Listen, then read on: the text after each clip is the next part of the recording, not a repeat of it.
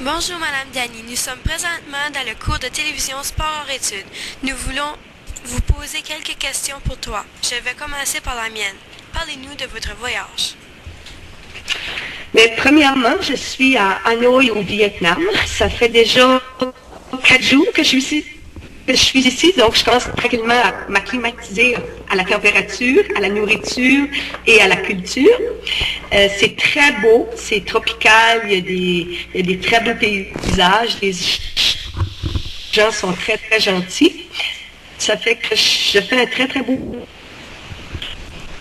Est-ce que j'ai répondu à ta question? Tu aimerais que j'élabore sur qu'est-ce que je suis venue faire ici? Ça va. Maintenant, la question à Emmanuel Marquis. La nourriture au Vietnam est-tu semblable à nous autres? Il y a des choses qui sont semblables. Il y a beaucoup de légumes, de fruits, il y a du poulet, du bœuf, des poissons. On rencontre également certains plats qui sont peut-être un petit peu moins traditionnels pour nous autres. Puis l'ajout d'épices est différent également. Mais je me suis très bien nourrie. Les gens ici préfèrent certaines nourritures peut-être un petit peu moins crues que nous autres. Là. Mais je ne suis pas morte de faim. J'ai toujours trouvé quelque chose à me mettre sur la dent. Maintenant, la question Marie-André. C'est quoi ça t'a fait de gagner le premier prix dans tous les enseignants? Et est-ce que tu peux nous décrire ce que tu as dû faire pour y arriver? Le prix que j'ai gagné aujourd'hui, c'est que hier, je devais présenter le projet. Le nom de mon projet, c'était La Cellule. Tu dois te souvenir du projet. Vous l'avez fait avec moi.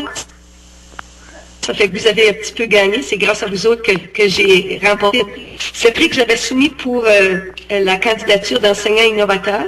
Il y a 5 enseignants au Canada qui ont été choisis cette année. Puis à travers ces 5 enseignants-là, on avait une compétition à un autre. Il y avait 3 juges de différents pays. Aucun n'était du Canada. Ils ont choisi mon projet. Donc, je suis le récipiendaire du prix de l'ingénieur canadien. Ça fait que je suis très, très contente. C'est un honneur. Maintenant, la question Alexandre. Quelle langue parle-t-il?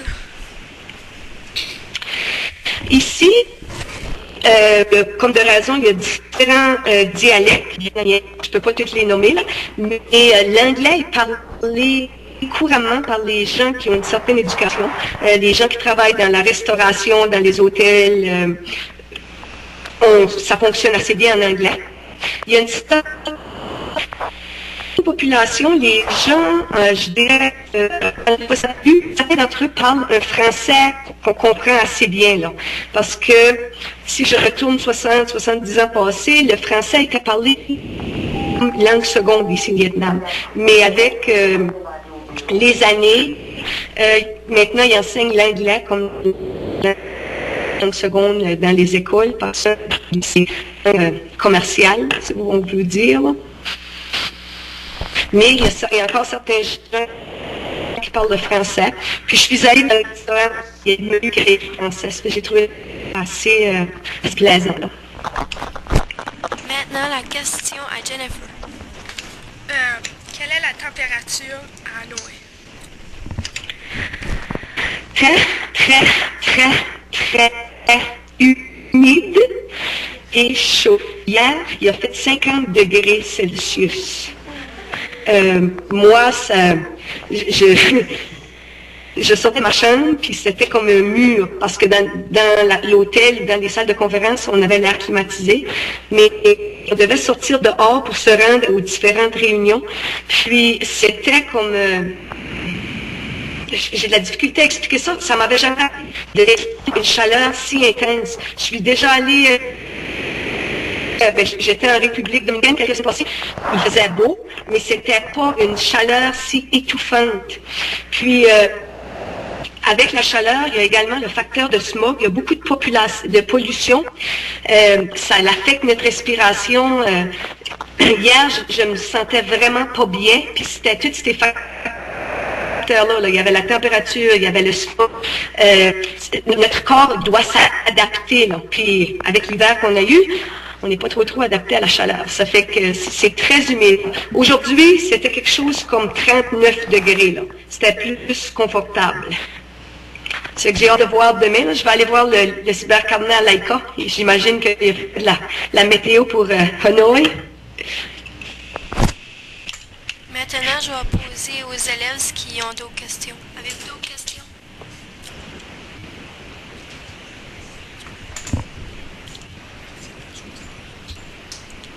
Merci beaucoup pour votre temps et je vais poser la parole à M. Roberto. Merci. Wendy. Bonjour, Mme Denis, ça va bien? Oui? Oui, donc au nom de l'école... Oui. Ah. Est-ce que tu peux nous parler de ça? Aimez-vous mon chapeau? Oui.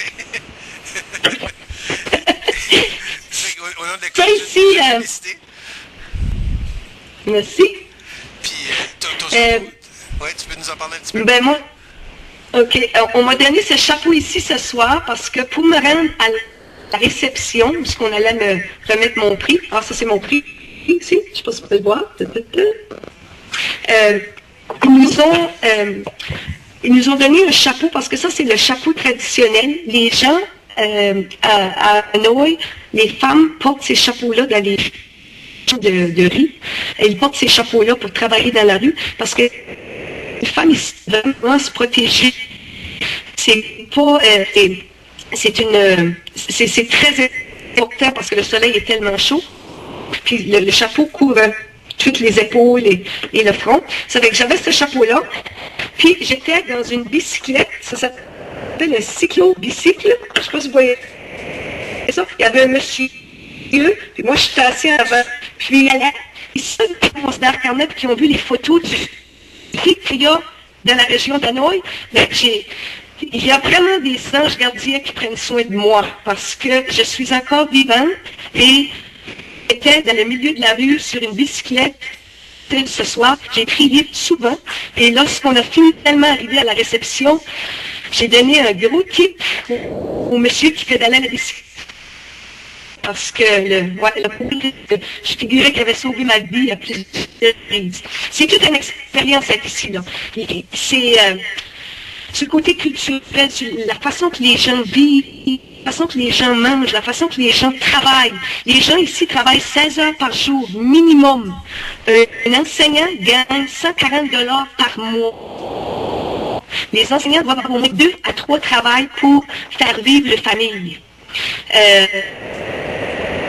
Moi, même que je retourne au Canada, je retourne avec une idée, mais je retourne également avec un sentiment que je vis dans le plus beau pays au monde. Un pays où j'ai la chance de travailler, de gagner ma vie, puis même avoir du temps pour moi, puis avoir des loisirs. Ça, c'est une chose. Les gens travaillent, font pas du sport, ils travaillent. C'est leur travailler, puis ils ont le choix de travailler pour survivre. C'est un petit peu triste.